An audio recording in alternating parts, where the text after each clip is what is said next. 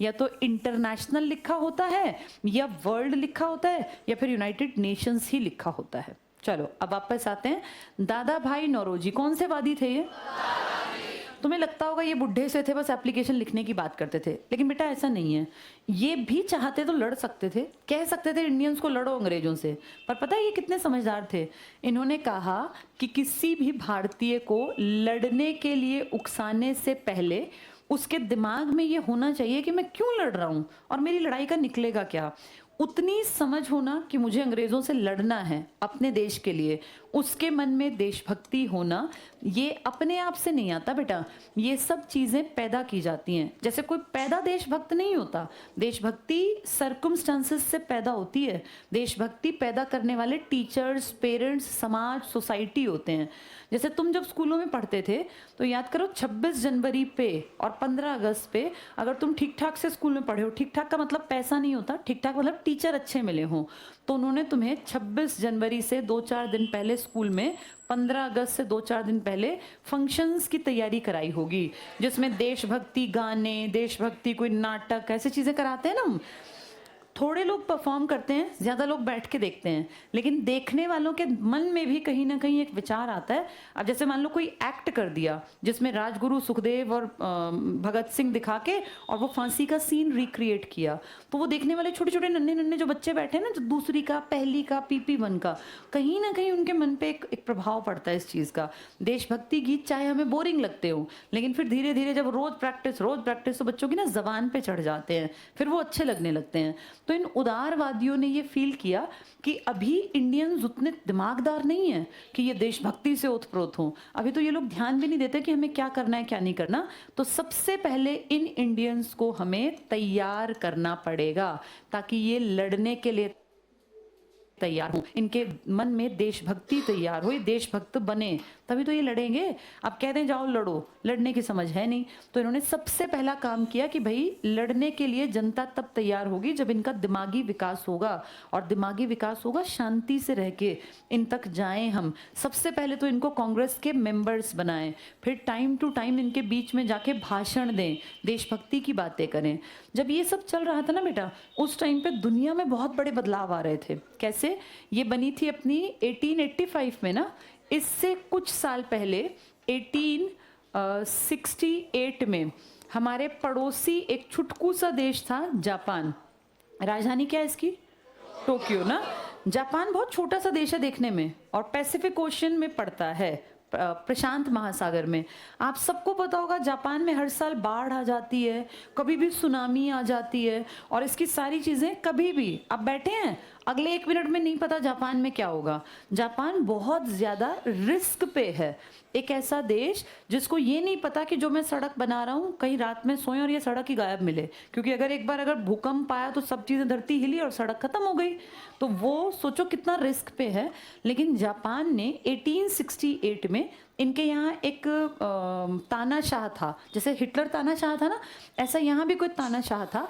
उस तानाशाह को हटा दिया यहाँ के लोगों ने, और इन्होंने कहा भाई अब के बाद हमारा सारा कामकाज हमारा सम्राट देखेगा। तो जापान ने अपने देश की सारी पावर एक आदमी के हाथ दिया गया, आप हमारे सम्राट हैं, एक तरह से एम्परर है, किंग से भी बड़ी पोस्ट। अब जापान के सम्राट ने ना, थोड़ा समझदार था ये, इसने कहा भाई देश आगे बढ़ाना है तो मुझे काम करना पड़ेगा। और काम किस चीज़ पे किया? इसने कहा हम अपने देश की प्राइमरी एजुकेशन पे काम करेंगे सबसे पहले। जैसे किसी देश को अगर सच में आगे बढ़ाना हो ना बेटा, तो बड़े लोगों को बदलना बड़ा मुश्किल होता है, क्योंकि वो तो बन गए जैसे बन गए। सबसे आसान होता है स्कूल के बच्चे के दिमाग को विकसित करना, कारण उसका दिमाग बिल्कुल शुरुआत में तो खाली होता है, जैसी हम बातें बताएंगे वैसी तो भरेंगी। तो प्राइमरी एजुकेशन पे काम करना किसने टारगेट बना लिया? जापान के उस सम्राट ने। इसके अलावा उसने कहा जब ये पढ़ लिख जाएंगे, जैसे एक पीढ़ी ना बेटा तैयार होने में बस 10 ही साल लगते हैं। किसी बच्चे को अगर फर्स्ट क्लास पे काम किया जाए, पहली क्लास में, कि भाई इसका दिमाग विकसित हो, ये मल्टी टैलेंटेड हो, इसका दिमाग सोचने में सक्षम हो, ये पढ़ाई को रट्टे ना मारे, ना रटे 5 पार्ट्स ऑफ बॉडी क्या है तो क्या आग लग जाएगी, 5 वेजिटेबल और फ्रूट्स ना रटे, लेकिन समझ ले कि पार्ट्स ऑफ बॉडी पूछें। तुम याद करो जब तुम छोटे थे ये भी कितना टफ लगता था ना, कि पार्ट्स ऑफ बॉडी कहीं मैं भूल ना जाऊं, कहीं मुझे याद ना आए। मतलब कितनी बेवकूफ़ी है कि बच्चे को कितना प्रेशराइज करते हैं कि 5 पार्ट्स ऑफ बॉडी, बच्चा एक भूल गया तो फिर याद ही नहीं आ रहा, याद ही नहीं आ रहा। कितना आसान है भैया, पार्ट्स ऑफ बॉडी रटना ही नहीं। बच्चे को खड़ा करो, बताओ ऊपर से नीचे देख के बताओ, तो बच्चा रटे ही ना। हमारे इंडिया में क्या है, फ्रूट्स भी रटवाने हैं, सब्जियां भी रटवानी। इतने इतने बच्चे नहीं देखा बेचारे, ओके वो क्या कहते हैं, बस एक शुरू का बता दो, एक ऊपर का बता दो, क्योंकि उसने ऐसा रट रखा है कि वो एक याद नहीं आया तो उसे कुछ भी याद नहीं आता। ये सबने इस चीज़ को जिया तो है। इंडिया में पढ़ाई क्रैमिंग बेस्ड है बेटा। आंसर नहीं देखा बच्चा क्या कहता है, बस एक एक अक्षर बता दो पहला, क्योंकि उसकी इतनी कंडीशनिंग हो रखी है कि अगर वो अक्षर याद नहीं आया तो उसको आंसर याद नहीं आता। अब अगर फर्स्ट क्लास पे काम कर दिया जाए समझाने पे, 10 साल बाद ये बच्चा किस क्लास में होगा, मतलब 10वीं क्लास में आ जाएगा। 10वीं क्लास के बच्चे तो बड़े होते हैं ना, मैच्योर होते हैं। 15 साल के बच्चे, सिर्फ 10 ही साल काम करना है। अगर 10 साल उसके ऊपर ढंग से काम कर दिया तो जिंदगी में कोई उसका बेवकूफ़ थोड़ी ना बना देगा। वो दिमाग से विकसित है, वो अपनी जिंदगी के डिसीजंस को खुद ले सकता है, उसे सही और गलत का अंदाजा है। तो एक देश को अगर सच में आगे बढ़ाना है ना, तो बहुत सड़कें, बहुत ऐसे जहाज और ये सब बनाने में तो वेस्टेज है बेटा। सबसे पहले बेसिक काम करो, जो सबसे छोटे बच्चे हैं ना, इनकी पढ़ाई का अच्छा इंतजाम कर दो, इनको रटवाओ मत, इनको समझाओ। जब 10 साल बाद ये समझदार होंगे, और उससे 10 साल बाद इमेजिन करो जब ये 25 साल के होंगे, तो क्या ये रटे हुए और इस तरह की पीढ़ी है, ये पढ़ी लिखी पीढ़ी है, ये अपना कमा खा लेंगे बेटा। इनको किसी के सामने हाथ नहीं फैलाना पड़ेगा। जापान ने ये बात समझी और जापान ने काम किया प्राइमरी एजुकेशन पर। दूसरा काम जापान ने कहा, चलो बच्चों के ऊपर तो काम हो गया, लेकिन जो लोग बड़े हैं, अब 35 साल का एक आदमी है, 28 साल का एक आदमी है, तो उनके लिए क्या करें। उनको कहा काम में लगाओ, और काम में लगाने का सबसे अच्छा तरीका होता है बेटा मैन्युफैक्चरिंग करवा दो, मैन्युफैक्चरिंग यूनिट लगवा दो। मैन्युफैक्चर मतलब कुछ निर्माण करना, कुछ बनाना, प्रोडक्ट्स बनाओ, जैसे पंखे बना लिए, पेन बना लिए, जूते, चप्पल, कोई कंघी, कोई घर के सामान। मैन्युफैक्चरिंग के लिए है ना फैक्ट्री डालनी पड़ती है, और फैक्ट्री है तो लोगों को उसमें क्या मिलेगा, रोजगार। और रोजगार मिलेगा तो वो क्यों क्राइम करेंगे। जैसे क्राइम करने वाले लोग कौन होते हैं, जिनके पास काम धंधा नहीं है। अगर किसी को सुबह उठ के अपने दफ्तर जाना हो तो वो रात में 2 बजे उठ के सोचेगा किसी घर चलता हूँ चोरी करने, नहीं ना, उसको पता है मुझे अगली सुबह काम पे जाना है। चोरी करने का प्लान कौन करेगा, जिसको कोई काम ही नहीं है। भैया उसको शराब की लत लग गई, ड्रग्स की आदत लग गई, पैसे हैं नहीं, तो वो चोरी करेगा रात में। ये चोरी करने वाली पीढ़ी अपने आप से पैदा नहीं होती बेटा। जब देश में रोजगार ना हो ना, तो लोग ज्यादा गलत रास्ता पकड़ते हैं, क्राइम का रास्ता। किसी की बाइक चुरा ली, किसी की चेन झपट ली, ये क्राइम है ना। कोई भी शौक से नहीं करना चाहता, हर आदमी चाहता है मेरी रेप्यूटेशन हो, मेरी इज्जत हो, कोई पूछे क्या करते हो तो मेरे पास बताने के लिए काम हो।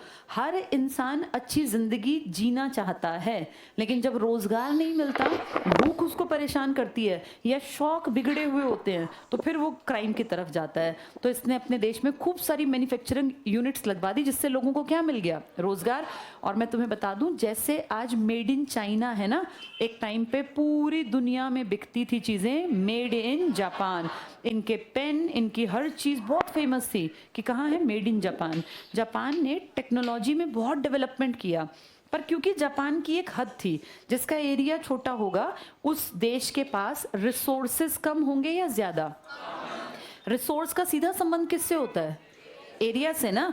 अब जैसे इंडिया के पास एरिया ज्यादा है, हम 7th लार्जेस्ट कंट्री हैं, एरिया ज़्यादा होने के चक्कर में हमारे पास रिवर ज़्यादा हैं, हमारे पास ज़मीन ज़्यादा है, हमारे पास प्लेट्यू या पठार है, हमारे पास रेगिस्तान है, हमारे पास द्वीप है, सब कुछ तो है हमारे पास, मैदान भी, पहाड़ भी, प्लेट्यू भी, सब कुछ। इन सब के फायदे होते हैं। जैसे रेगिस्तान है तो टूरिज्म बढ़ गया ना रेगिस्तान में, आपके टूरिस्ट जाते हैं कितने, कोई सैंड ड्यून देखने, कोई वहाँ रेगिस्तान में जो है वो सफारी करने, तो एक तरह से पैसा कमा रहे हैं हम। रिवर्स हैं, ये दुनिया की सबसे बड़ी आबादी लेके बैठा है, लेकिन यहाँ अगर कोई थोड़ा सा भी ठीक ठाक है तो भूखा नहीं मरता। हम इतना सरप्लस पैदा करते हैं गेहूं और चावल कि दुनिया को हम बाहर भेजते हैं, हम एक्सपोर्ट करते हैं हर साल। बासमती चावल हमारे जितनी अच्छी क्वालिटी का पूरी दुनिया में किसी देश में पैदा नहीं होता। तो दुनिया का जो बेस्ट चावल है ना, वो हम पैदा करते हैं। इंडिया नंबर 1 है दूध के प्रोडक्शन में, चाय पत्ती का प्रोडक्शन प्रोडक्शन हमसे ज़्यादा इस धरती पे कोई नहीं करता। वो अलग बात है कि चाय हम खुद ही पी जाते हैं, हम बाहर बहुत कम भेजते हैं। हाँ, सबसे बड़ा एक्सपोर्टर ये श्रीलंका है, जहाँ हमारे देश से नहीं, कहाँ के लोग गए थे? तमिल। इन्होंने कौन सा ग्रुप बनाया था वहाँ? लिट्टे। तो इन सब चीज़ों से क्या पता चलता है कि ये सब तब है जब आपके पास रिसोर्सेज हैं। इसको अपनी लाइफ से जोड़ के सीखो। कोई भी आदमी भूखा नहीं मरता अगर उसके पास पुश्तैनी 10 एकड़ ज़मीन है। वो भूखा कैसे मरेगा? जिसके पास जैसे कोई भी जब शादी ब्याह करने जाता है बेटा, लड़की के पिताजी या लड़की के भाई, तो वो देखते हैं पीछे ज़मीन कितनी है। ये क्यों देखते हैं ज़मीन? कल को कोई भी मुसीबत आ जाए, मान लो लड़का बड़े अफसर है, भगवान न करे एक्सीडेंट हो गया, उसके हाथ पैर जो है चले गए, मतलब बिल्कुल ही डेड बराबर हो गया, बेड रिडन है, तो कोई उस अफसर को, वो प्राइवेट में कितनी बड़ी सैलरी पर हो, जीरो हो जाएगी ना। पेरेंट्स ये देखते हैं कि अगर कल को कोई बुरे हालात आए तो भी ये भूखे ना मरे। मान लो हम कहेंगे ज़मीन से थोड़ी ना कोई कमा के खाता, पीढ़ी कौन खेती करती है, लेकिन बेटा खेती ना बुरे समय पे काम आती है। इसीलिए इंडिया में आज भी किसी लड़की के फादर जब रिश्ता ढूंढने जाते हैं तो हमेशा कहते हैं कि पीछे बैक पे क्या है। ये कारण है, ये समझने में नई पीढ़ी को बहुत लेट समझ में आता है। जिसके पास साधन है ना, वो बुरे समय में भूखा नहीं मरेगा। जिसमें काबिलियत है वो तो कभी भी कमा के खा ले, लेकिन बेटा लाइफ का नहीं पता ना, शरीर किसी दिन साथ छोड़ जाए, कोई पैरालाइज्ड हो जाए, तो वो नौकरी कैसे करेगा? मान लो वो 5 लाख की नौकरी थी महीने की, लेकिन वो पैरालाइज्ड हो गया, गई नौकरी। कोई भी प्राइवेट संस्थान आके उसको 50 रुपए भी नहीं देगा, चाहे वो 5 लाख का था। उस टाइम पे वो जो उसने जोड़ा है 1-2 साल में सब खत्म हो जाएगा, फिर रोटी कहाँ से चलेगी? लेकिन अगर उसकी बैक पे 20 एकड़ जमीन है तो वहां से सिर्फ उसका इसका किले की अलग अलग नाम से, वही जो भी कहते हैं हमारे यहाँ, जैसे कुछ भी बटाई शब्द यूज करते थे, वो इतना आएगा कि वो भूखा ना मरे, उसका परिवार भूखा ना मरे, उसके बच्चे स्कूलिंग भी कर लेंगे और उसकी जिंदगी भी कट जाएगी। ये चीजें ना लॉन्ग रन में समझ में आती हैं। हम इस मामले में लकी हैं इंडिया में कि हमारे पास रिसोर्स है, हम भूखे एज सच मरेंगे नहीं। लेकिन प्रॉब्लम क्या है? हमारे देश की नीतियां जो अंग्रेजों ने गलत डिसाइड कर दी, जिसके चलते यहाँ सूखा पड़ने लगा, लोग भूखे मरने लगे। अदरवाइज इंडिया इतना सरप्लस पैदा करता है कि हम एक्सपोर्ट करते हैं, तो अपना पेट तो भर ही सकते हैं हम लोग।